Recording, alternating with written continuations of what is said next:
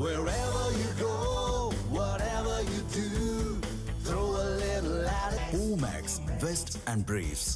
திரு வெங்கடேஷ், அங்கொன்று இங்கொன்று நடக்குது, அதெல்லாம் நீங்கள் ரொம்ப மிகைப்படுத்தி குற்றம் சொல்கிறதுக்கு ஒன்றும் இல்லைன்னு இப்படி குற்றம் சொல்கிறீங்கன்னு சொல்கிறாங்க. ஒன்று. ரெண்டாவது, உங்கள் பார்வையிலேயே திசை திருப்புறாங்கன்னா திமுக கூட்டணி இன்றைக்கி 20க்கும் மேற்பட்ட கட்சிகள் இருக்குது. திமுகவை விட கூடுதலாக இந்த அரசுக்கு ஆதரவாக பேசுகிற கட்சிகளும் நிறையா இருக்குது. அப்படிலாம் இருக்கிறப்ப ஏன் இந்த இதுக்கு பதில் சொல்லிட்டு போகலாம்ல? திசை திருப்ப வேண்டிய அவசியம் இல்லைல்ல? எப்படி பதில் சொல்ல முடியும்? என்ன பதில் அவங்கள்ட்ட இருக்குன்னு நீங்கள் எதிர்பார்க்குறீங்க? அவர்களே ரொம்ப தெளிவாக இருக்காங்க. எப்படி மக்களை சந்திக்க போகிறோன்ற பயம் இருக்கிறதுனால தான் இந்த திசை திருப்புற வேலையில் வல்லவராக பண்ணுவாங்க. இன்றைக்கு பிரதானமாக திமுக போட்டிடுற அதே எண்ணில் அஇஅதிமுக போட்டிடுது. தேசிய ஜனநாயக கூட்டணிக்கு இன்றைக்கு ஏடிஎம்கே தான் இங்கே தலைமை தாங்குது. ஆனாலும் எப்படி அவங்க ரூட் எடுக்கிறாங்க? எங்களுக்கும் டெல்லிக்கும் தான் போட்டி. அப்படி என்ன ஒரு காரணம்? அது எப்படின்னா, சிறுபான்மையர் மக்களை பெரும்பான்மை மக்களாக இருக்கக்கூடிய இந்துக்கள் ஓட்டு வேணாம், சிறுபான்மையர் மக்களுக்கு நாங்கள் பாதுகாவலாக இருக்கிறோம், தீபத்தூணில் தீபம் ஏற்ற சொல்லி முஸ்லீம் சகோதரர்கள் அனுமதித்தாலும் நாங்கள் தீபத்தூணில் தீபம் ஏற்ற மாட்டோம், ஏன்னா நான் உங்களுக்காக பாதுகாப்பாக இருக்கிறோம். அதேமாரி டெல்லியில் ஏன்னு சொல்கிறாங்கன்னா, பாஜக சிறுபான்மைக்கு எதிராக இருக்க மாதிரி ஒரு கட்டமைப்பை இவங்க திமுக தன்னிடம் இருக்கக்கூடிய அடிமை ஊடகங்களை வைத்து உருவாக்கி வச்சுருக்காங்க. அப்போ தொடர்ந்து என்ன சொல்கிறாங்கன்னா, நாங்கள் உங்களுக்கு பாதுகாப்பாக இருக்கிறோம், நாங்கள் உங்களுக்கு பாதுகாப்பாக இருக்கிறோம். ஏன் 2021 தமிழ்நாடுக்கும் டெல்லிக்கும் போட்டி சொல்லாமல் இப்போ சொல்கிறாங்கன்னா, இப்போ தாவேக்கான ஒரு கட்சி சிறுபான்மையர் ஓட்டை அவர்கிட்ட பிடுங்கத்துக்கு வந்திருக்கிறதுனால நீங்கள் அங்கே நம்பாதீங்க, நாங்கள் தான் உங்கள்கிட்ட இருக்கோம் அப்படின்ற ஒரு டிசைன். 2021 தேர்தல் பிரச்சார காலத்தில் தமிழ்நாட்டை தட்சிண பிரதேசன்னு மாற்றிடுவாங்க, சென்னையை ஒரு யூனியன் பிரதேசமாக மாற்றிடுவாங்கங்கிற பிரச்சாரத்தையும் முன் வச்சாங்க. 5 ஆண்டுகளுக்கு பிறகு இன்றைக்கு மீண்டும் அதே குற்றச்சாட்டை அதே பிரச்சாரத்தை முன்வைக்க வேண்டிய தேவை அவசியம் என்ன? அந்த அச்சம் அப்படியே இருக்கா? இல்லைங்க, இவங்க எப்போதுமே போகாத ஊருக்கு தாங்க வழி தருவாங்க. திமுக ஒன்று கவர்னரை பிடிச்சி தொங்குவாங்க. கவர்னருக்கு இவங்களுக்கு எந்த சம்மந்தம் கிடையாது. அவர் இந்தியாவில் அரசியல் சட்டத்தில் என்ன அவருக்கு அதிகாரம் கொடுத்துருக்கோ அதை அவர் செயல்படுத்துகிறார். அதை மீறி அவர் செயல்படுத்தவும் முடியாது. ஆனால் இவங்க ரூட் எப்போதுமே எங்கே எடுப்பாங்க? கவர்னர் பின்னாடியே போவாங்க. அடுத்தது சம்பந்தமில்லாத எங்கே ஒரு ரூட் எடுத்து ஒரு டைவர்ஷன்ஸ் எடுக்கலான்னு சொல்லி தான் இந்த மாதிரி தட்சிண பிரதேசம் மாத்திரம். நான் சொல்கிறேன், 2026 திமுக ஜெயிச்சு இங்கே தமிழ்நாட்டுக்கு வந்தால் தமிழ்நாட்டை 3 பேர் உள்ள மாநிலமாக பிரிச்சிருவாங்க. ஒன்று அண்ணா மாநிலம், ஒன்று பெரியார் மாநிலம், இன்னொரு கலைஞர் மாநிலம். ஏன்னா எங்கே திரும்பினாலும் இவங்க 3 பேர் தானே வைக்கிறாங்க. நாட்டுக்காக சுதந்திரத்துக்காக போராட்ட தியாகிகள் பேர் எதனா வைக்கிறாங்களா? இதுவரை இங்கே தமிழ்நாட்டில் ஒரு வெளிநாட்டை சேர்ந்த ஒருத்தர் வந்தாருன்னா அண்ணா தெருன்னு பார்த்தாருன்னா 1000 தெரு வரும் தமிழ்நாட்டில். எந்த அண்ணா தெருக்கு போகணும் தலையை சுற்றி கீழே விடுவாங்க. ஏன் அப்படி இங்கே குறிப்பிட்டு சொல்ல விரும்புகிறேன்னா, இங்கே அவர்கள் கட்சிக்காக பாடுபட்ட அவர்களுக்கான நற்பயிர் செய்தவர்கள் கூட பேர் இல்லாமல் 3 பேரை தான் தொடர்ந்து ப்ரமோட் பண்ணுற வேலையை இங்கே கூட திமுக அரசாங்கம் செய்து கொண்டிருக்கிறது. இது ஒரு பக்கம் இருக்கட்டும். இப்போ மோகன் சார் சொன்னதுக்கு ஒரே ஒரு சொல்கிறேன். 2021 தமிழ்நாட்டில் திமுக ஆட்சிக்கு வரப்போ மணமகிழ் மன்றம் இருந்தது 198. இன்றைக்கு இதே ஆடியோவில் போட்டு நம்ம கேட்குறப்ப வாங்குறப்ப 2026 727 மணமகிழ் மன்றத்துக்கு அப்ரூவலாக இவங்க கொடுத்துருக்காங்க. இந்த மணமகிழ் மன்றம்ன்ற என்னன்னு உங்களுக்கே தெரியும். நீங்கள் எல்லாம் நினச்சிருக்கீங்க டாஸ்மார்க் வருமானம் 10,000 கோடியோ 30,000 50,000 கோடி நேரடியாக அரசாங்கத்துக்கு செல்கிறது என்று. ஆனால் டாஸ்மார்க் வருமானம் 50,000 கோடி நேரடியாக செல்வது அரசாங்க கஜானாவுக்கு, இன்டைரக்டாக 1,00,000 கோடி வெளியே போயிட்டு இருக்கு. இது நான் சொல்ல, நம்ம மருத்துவர் ஐயா ராமதாஸ் அவர்கள் டேட்டாவை ஒரு வாட்டி கூட பேட்டி கொடுத்துருந்தார். 1,00,000 கோடி தனியாருக்கு சென்றிருக்கிறது.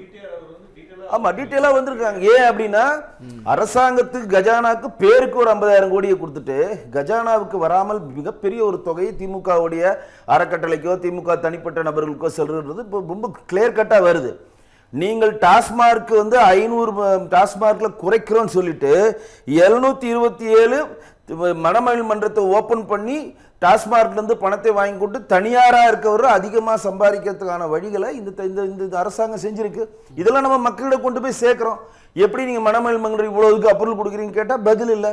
கேட்டால் நாங்கள் சாராயத்தை ஒழிக்க போகிறோம் சும்மா ஒரு கட்டுக்கதை வெத்து கதையை சொல்கிறாங்க. டிஎம்கே ஃபைல்ஸ்னு அண்ணாமலை ஆளுநரை சந்தித்து பெரிய ஒரு புகார் பெட்டியே கொண்டு ஒப்படைச்சாங்க. அப்புறம் எதிர்க்கட்சி தலைவரும் ஆளுநரை சந்தித்து புகார் கொடுத்துருக்காங்க. இப்போ நீங்களும் இது போன்ற ஒரு குற்றப்பத்திரிகை என்று வெளியிடுறாங்க, பாஜகவும் வெளியிடுது. அப்படிங்கிறப்ப நீங்களும் அறிவிச்சிட்டு மட்டும் தான் இருப்பீங்களா? என்ன நடவடிக்கை என்ன மத்திய அரசு நடவடிக்கை பாருங்க, இந்த நடவடிக்கை வந்து ஒரு வந்து இடி விசாரணை பண்ணாங்கன்னா அது உடனடியாக நடவடிக்கை எடுத்து உடனடியாக அதுக்கான குற்றப்பத்திய தாக்கல் படி உடனடியாக தண்டனை கொடுக்குற மாதிரி நம்மளோட கான்ஸ்டியூஷன் கிடையாது. It's take some time. 5 வருஷம் வரையும் குற்றப்பத்திய தாக்கல் பண்ணாமலாம் சில கேஸ்கள்லாம் இருக்குது. அது டைம் ஆகும் அந்த ப்ராசஸுக்கான. ஏன்னா நீங்கள் அவசரமாக போயிட்டு அதற்கான ஆவணங்களை உங்களுக்கு சப்மிட் பண்ணணும்னா நீங்கள் ஃபெயிலியர் ஆகி வெளியே வரணும். அதனால் அதற்கான ஆவணங்கள் வரும். ஆனால் விஷயம் என்னென்னா இதையெல்லாம் மக்களிடம் கொண்டு போய் சேர்க்கிறப்ப திமுக அதை மறுக்கலையே. நீதிமன்றத்துக்கு போறதுக்கு முன்னாடி ஏன் மக்கள் மன்றத்துக்கு போறீங்க? மக்கள் மன்றத்தில் நம்ம சொல்லி ஆகல. இன்னைக்கு நான் சொன்னேன், இந்த இப்போ நான் சொன்னேன் பாருங்க, 198 மனமேழு மன்றம் 727 வந்துச்சுன்றதுக்கான மக்கள் மன்றம் சொல்றப்ப மக்கள் மன்றத்துக்கு புரியுதுல அது. இவங்க வந்து பிரைவேட்டா கொடுத்து பணத்தை நேரடியாக சம்பாதிக்கிறாங்க.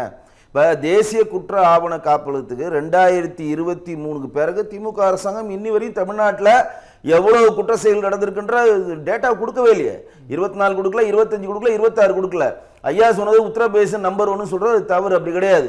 2026 நீங்க கொடுத்தீங்கன்னா தமிழ்நாடு தான் நம்பர் 1. டாஸ்மார்க்ல நம்பர் 1, கடன் வாங்குதல நம்பர் 1, தற்கொலை நம்பர் 1, ஆக்சிடென்ட்ல நம்பர் 1, கல்லீரல் திருட்டு நம்பர் 1, கிட்னி திருட்டுறதுல நம்பர் 1. இப்படி நம்ம பட்டியலிட்டே சொல்லிக்கலாம். இதுல தான் நம்பர் 1 இவங்க வராங்க. தவிர 2வது இன்னொரு விஷயத்தை குறிப்பிட்டு சொல்ல வரும்போது, நாங்கள் வந்து தமிழ்நாட்டில் வந்து 11.19% நாங்கள் வந்து முதன்மை பெற்ற மாநிலமாக. அது எப்படி சாத்தியமாகும்? மாநில திட்டக்குழு தயாரிச்சு நீங்களே விளம்பரப்படுத்திக்கிறீங்க. நாங்க 11.19% ஜிடிபி ஏறிட்டோம். ஜிடிபி ஏறினா ஏன் 38,000 கோடி இன்றைக்கு வந்து நிதி பற்றாக்குறை ஏற்படுகிறது? நிதி ஆயோக்கினுடைய பல இலக்குகள்ல முதல்நிலை அப்படின்னு சொல்றாங்களே. அது வந்து நான் இதுவரை மத்திய அரசு தரவுகளில் அந்த 11.19% மத்திய அரசு தரவுகளை நான் பார்க்கல. இவங்க அந்த கொடுத்த விளம்பரத்தில் இவங்களே தான் போட்டிருக்காங்க. நீங்கள் செக் பண்ணுங்க. நிறைய என்ன பண்ணுறேன்னா, மாநில திட்டக்குழு தயாரித்தது நீங்கள் செக் பண்ணுங்க. நான் போய் சொல்கிறேன் இல்லையான்னு. இவர்களே ஒரு டேட்டாவை தயாரிச்சுட்டு இவர்களே நான் முன்னேற்றம்னா சாத்தியமே இல்லைல்ல. இப்போ 5 லட்சம் கோடி கடன் மொத்தமாக இப்போ பொதுத்துறை நிறுவனங்களுக்கு சேர்த்து ஒரு 5 லட்சம் கோடி, இவங்க வாங்கினது 5 லட்சம் கோடி, பழைய 5 லட்சம் கோடி சேர்த்து 15 லட்சம் கோடி கடன், 82,000 கோடி வட்டி கட்டுறோம். கார்பரேஷன் கிட்டத்தட்ட 2,000 கோடி கடன், 90 கிட்டத்தட்ட 100 கோடி ரூபா வட்டி கட்டுறோம். இது தனி ப்ராசஸ். அப்படி இருக்கப்ப போன 2024-25 பட்ஜெட்லேயே 28,000 கோடி லாபம் நாங்கள் ஈட்டுவோம்னு சொல்றப்ப அந்த லாபத்தை ஈட்ட முடியலன்னு நீங்க தான் டேட்டா கொடுக்குறீங்க. ஸோ 28,000 கோடி வருமானம் இழப்பு. இந்த வாட்டி பற்றாக்குறை 48,000 கோடி பற்றாக்குறை. அப்புறம் எப்படி நீங்க ஜிடிபியில் நம்பர் 1 வர முடியும்? எனக்கு ஆச்சரியமா இருக்கு. எப்படி வர முடியும் சொல்லுங்க? நீங்க எல்லாமே பற்றாக்குறை கொடுத்துருங்க. அதிகமாக நாங்க நிதி வருவாயை இழந்துட்டோம். 28,000 கோடி வருவாயை எங்களால் காம்பன்சேட் பண்ண முடியல. நீங்க தான் கொடுக்குறீங்க. இந்த வாட்டி அரசாங்கம் ரன் பண்றதுக்கு 38,000 கோடி 48,000 கோடி கடன்ல இருக்கு, நகர்த்த முடியல. அரசு தமிழ்நாட்டுக்கான நிதியை கொடுக்க மறுத்தாலும் கூட நாங்க திறமையான நிர்வாகத்தினால நாங்க முதலிடத்துல இந்த மாநிலத்தை கொண்டு வந்திருக்கோங்கிறாங்க. இல்ல, மத்திய அரசு எந்த நிதி தரல. ஒரே ஒரு பிடிச்சி தொங்குவாங்க. சம்ஸ்கிருத அபியான் திட்டத்தில் மட்டும் 1,500 கோடியிலிருந்து 2,000 கோடி மட்டும். ஏன்னா அது பிஎம்சி பள்ளியிலிருந்து நீங்க இணையரண்டு சைன் பண்ணா மட்டும்தான் அது கிடைக்கின்றத மாண்புமிகு கல்வித்துறை அமைச்சர் தர்மேந்திர பிரதான் பார்லிமெண்ட்லேயே சொல்லிட்டாங்க. முடிஞ்சிருச்சு. ஜல்ஜீவன் திட்டத்தில் நீங்கள் எல்லாம் போலிகளாக கொடுத்துருக்கீங்க. கரெக்டான டேட்டா கொடுக்க முடிஞ்சிருச்சு. இந்த வாட்டி கூட ஒரு விஷயத்தை நாங்கள் கண்டிப்பாக மக்களிடம் கொண்டு போய் சேர்க்கணும். அதை 2021 கொடுத்த தேர்தல் வாக்குறுதியும் 26 கொடுத்த தேர்தல் வாக்குறுதியும் 4 மிஸ்ஸிங்கு. என்ன மிஸ்ஸிங்கு? நீட்டு தேர்வை ரத்து பண்ணுவோம். போன வாட்டி பல்பு வாங்கிட்டாங்க, இந்த வாட்டி அது கொடுக்கல. 2வது போன வாட்டி என்ன சொல்றாங்க? மத்திய அரசை கலந்து ஆலோசிக்காமலே 125 நாள் ஜிராம்ஜி திட்டத்தில் நாங்கள் கொடுப்போம் அப்படின்னு சொன்னாங்க. இந்த வாட்டி அது மிஸ்ஸிங். விவசாய கூட்டுறவு சங்க கடனை வந்து நாங்கள் ரத்து பண்ணுவோம் போன வாட்டி கொடுத்தாங்க, இந்த வாட்டி மிஸ்ஸிங். ஏன்னா ஜிராம்ஜி திட்டத்தின் மூலம் நீங்கள் 125 நாள் வந்து இங்கே இருக்கக்கூடிய ஏடிஎம்கே தேர்தல் மேனிஃபெஸ்டோவில் கொடுத்துருக்காங்க. அவங்க என்ன சொல்றாங்க? மத்திய அரசை கலந்து ஆலோசித்து அப்ரூவ் பண்ணி செய்வோம் அப்படின்னாங்க. போன வாட்டி இதில் வந்து போன வாட்டி நீங்கள் எப்படி கொடுத்தீங்கன்னு நாங்கள் கேட்டால், நாங்கள் ராகுல் காந்தி ஆட்சிக்கு வந்து இண்டி கூட்டணி ஆட்சிக்கு வந்து ராகுல் காந்தி பிரதமராக வந்தால் இதை நிறைவேற்றும்னு சொல்லி உதயநிதி சொல்கிறார். இது நீட்டுக்கும் சொல்கிறாரு, ஜிராம்ஜி திட்டத்துக்கும் சொல்கிறார். நம்ம என்ன கேட்குறோம்? நீங்கள் 2021 தேர்தல் மேனிஃபெஸ்டோவில் 125 நாள் நீங்கள் கொடுத்ததும் நீட்டை நீக்குவோம் நீங்கள் கொடுக்குறப்ப அங்கே பாரத பிரதமர் மோடிஜி அவர் ஆட்சியாக நடக்குது. எப்படி அங்கே இருந்து நீங்கள் 24 இதை கொடுத்து தான் நம்ம இதை பற்றி விசாரிக்க போகிறது இல்லை. சரி, பேசலாம். திமுகவுடைய விளம்பரங்கள்லையும் பார்க்குறோம், ஒருவரையும் பின்தங்க விட மாட்டோம். இந்த பாஜக எதிர்ப்பை மறைமுகமாக சொல்லி தான் இப்போ தேர்தல் பிரச்சார விளம்பரங்கள் இருக்குது. 2019 பாஜக எதிர்ப்பை முன் வச்சாங்க, அது நாடாளுமன்ற தேர்தல். 2021 பாஜக எதிர்ப்பை முன் வச்சாங்க. 2024 பாஜக எதிர்ப்பை முன் வச்சாங்க. இப்போவும் பாஜகவை தான் சொல்கிறாங்க. இது என்டிஏ வெர்சஸ் தமிழ்நாடு இல்லை, தமிழ்நாடு வெர்சஸ் டெல்லி ஆதிக்கத்துக்கு எதிராக நாங்கள் முடிவு கட்டணும், பாஜக வந்தால் வன்முறை வந்துடும் அப்படின்னு மீண்டும் மீண்டும் பாஜகவே சொல்கிறாங்கல்ல. ஏன் அப்படி ஏன் பாஜகவை காட்டியே இங்கே பயமுறுத்துறாங்க அப்படின்னா பாஜக எதிர்ப்புன்னு ஒன்று தமிழ்நாட்டு நிலையா இருக்கா? பாஜகவை பார்த்து திமுக பயப்படுன்றது ரொம்ப சந்தோஷம், ரொம்ப வரவேற்கத்தக்கிறோம். அது ரொம்ப பண்ணுறோம்.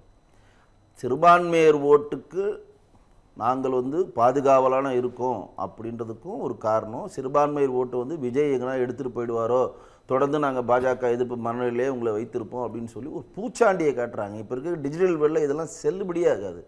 பாஜகவை எதிர்ப்புன்றது இன்றைக்கி இருக்கக்கூடிய தமிழ்நாட்டில் இருக்கக்கூடிய ஒவ்வொரு நபரும் ஊடகவியலாளராக மாறிட்டாங்க. எல்லாருக்குமே அந்த ஒரு அவேர்னஸ் வந்ததுனால இப்போதைக்கு அது எடுபடாது. ஏன்னா இப்போ நீங்கள் அவங்க ஒரு விஷயத்தை முன் வச்ச அடுத்த செகண்டே நம்ம அதுக்கான பதிலடியை கொடுக்குறோம், உடனே பதிலடி கொடுக்கணும். இப்போ ரகுபதி அவர்கள் ஒரு வாட்டி ஒரு பேட்டியில் சொல்கிறாரு, ஏங்க இந்த மாதிரி கோர்ட்டில் உள்ள புந்து வெட்டுறான், சட்டம் ஒழுங்கு இப்படி இருக்குன்னு கேட்டால், இப்போ நம்ம 3 பேர் டீ சாப்பிட்டுருக்கோம், திடீர்னு ஒருத்தர் வெட்டினா என்ன பண்ண முடியும் அப்படின்னு சொல்லி மோகன் சார் சொன்னதுக்கு அந்த பதில் சொல்கிறேன். என்ன பண்ண முடியும் அப்படின்னா, அப்போ கோர்ட்டில் அதுக்கப்புறம் மாநில போலீஸாரை தூக்கிட்டு மத்திய அரசுக்கு சிஆர்பி போலீஸை அதுக்கப்புறம் தான் நியமனம் பண்ணுறாங்க. அப்போனா நீங்கள் நிர்வாக தோல்வி அடைகிறீங்க அப்படின்றத தெளிவாக தெரியுதா இல்லையா அதில்? ஏன்னா இங்கே இருக்கக்கூடிய பாதி காவல்துறை அதிகாரிகள் அமைச்சர்களுடைய பந்தோபஸ்துக்கும் அமைச்சர்களுக்கானதுக்கும் முதலமைச்சருக்கும் துணை முதல்வருக்கும் பாதுகாப்புக்கு தான் போகிறாங்க தவிர சட்டம் ஒழுங்குன்னு ஒன்று இருந்தால் 2021 26 வரையும் 8500 கொலைகள் எப்படி நடந்திருக்கும்? சட்டம் ஒழுங்கு சரியாக இருக்கிறதுனால தாங்க அவ்வளோ தொழில்கள் இங்கே முதலீடு நிறுவனங்கள் இங்கே வர்றாங்க. இந்தியாவிலேயே அதிக அளவில் 42% பெண்கள் வேலைக்கு போகிறாங்க, அதிகமான உயர்கல்வி போகிறாங்க. இதெல்லாம் சரியாக இருக்கிறதுனால தாங்கிறாங்க. ஒரு சின்ன விஷயம் சொல்கிறேன். 50 லட்சம் பேருக்கு தனியார் இதில் வேலைவாய்ப்பு தரேன் தேர்தல் மேனிஃபெஸ்டோ 2021 கொடுத்தாங்க, அது விட்டுருவோம். அரசாங்க பணிகள் இருக்கக்கூடிய 3.5 லட்சம் வேலைகளை நாங்கள் ஃபில் பண்ணுவோம்னு சொல்லி தேர்தல் மேனிஃபெஸ்டோவில் கொடுத்தாங்க, நம்ம அதையும் விட்டுருவோம். 2021 25 வரையும் தமிழ்நாட்டில் அரசாங்க பணி ஊழியர்கள் 50,000 60,000 பேர் ரிட்டையர் ஆயிட்டாங்க. அந்த ரிட்டையரான ரீப்ளேஸ்மெண்ட்டுக்குனாச்சும் ஆளை போட்டிங்கன்னா அதுவே கிடையாது.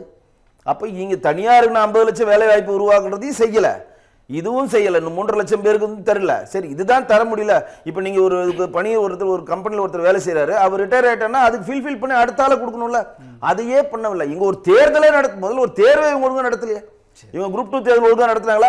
கார் பந்தயத்தை 650 கோடி செலவு பண்ணி உலக அரங்கில் உதயநிதியோட பேர் தேர்வு கார் பந்தயத்தை நடப்பதற்கான நிர்வாகம் உங்கள்கிட்ட இருக்கிறது. 5000 ரூபாய் போடுறது யாருக்குமே தெரியாம கமுக்கமா இருந்து நாங்கள் கோடை நிதியா 5000 ரூபாய் போடுறதுக்கான நிர்வாக திறன் உங்கள்கிட்ட இருக்கு. ஆனா ஒரு குரூப் ஏ தேர்தல் நடத்த கூட உங்களுக்கு துப்பு இல்ல. வெங்கடேஷ், நிறைவு கருத்து சேர்த்து சுருக்கமா நிறைவு கருத்து. அந்த பதில் எவ்வளோ நல்ல தமிழ் பேர்லாம் தமிழில் இருக்கக்கூடிய நிறுவனங்களுக்கு சூட்டாம டாஸ்மார்க்ல ஒரு சரகுக்கு வீரன் அப்படின்னு சூட்டின ஒரு பெருமை திமுகவுக்கு இருக்கு. அது ரொம்ப பாராட்டக்கூடிய ஒரு விஷயம். அதை விட முத்துசாமி அவர்கள் மது ஆயுதத்துறையுடைய அமைச்சர் ஒரு விஷயம் சொன்னார், டாஸ்மார்க்கு கூட பணியாளர்கள்லாம் யார் ரெகுலராக குடிக்கிறாங்கன்றதை பார்த்துக்கிட்டே இருக்கணும், அந்த மாதிரி ரெகுலராக குடிக்கிறவரை வாட்ச் பண்ணி அவர்களை கூப்பிட்டு திருத்தணும்னா அவருக்கு நாங்கள் இன்சென்டிவ் கொடுப்போம். என்ன கூத்து பாருங்க, இதெல்லாம் எந்த ஊர்லாம் இது நடக்குமா? தமிழ்நாட்டில் 38 மாவட்டம் இருக்கு, கிட்டத்தட்ட 6000 மதுபான கடை டாஸ்மாக் இருக்கு, 50,000 கோடி வருமானம் நேரடியாகவும் திமுக திசை திருப்புதா குற்றச்சாட்டு முடிச்சிடுறேன். இவ்வளவும் இருந்தாலும் போதை மறுவாழ்வு நிலையன்னு சொல்லிட்டு கீழ்பாக்கில் தமிழ்நாட்டில் 38 மாவட்டத்தில் ஒன்னே தான் வச்சிருக்காங்க. இவ்வளவு பேர் பாதிக்கப்படுறாங்களா? நீங்க ஒரு மாவட்டத்துக்கு போதை மறுவாழ்வு மையம் வைக்கணுமா இல்லையா? இதான் உங்க தொலைநோக்கு சிந்தனை. அப்ப இவங்களோட நோக்கம் என்னன்னா மக்களை 24/7 போதையிலே வச்சிருந்தாதான் திமுக வாக்களிப்பான்ற ஒரு கட்டமைப்புல வந்துட்டாங்க. அதனாலதான் கள்ளச்சாராய சாவு வருது. நன்றி.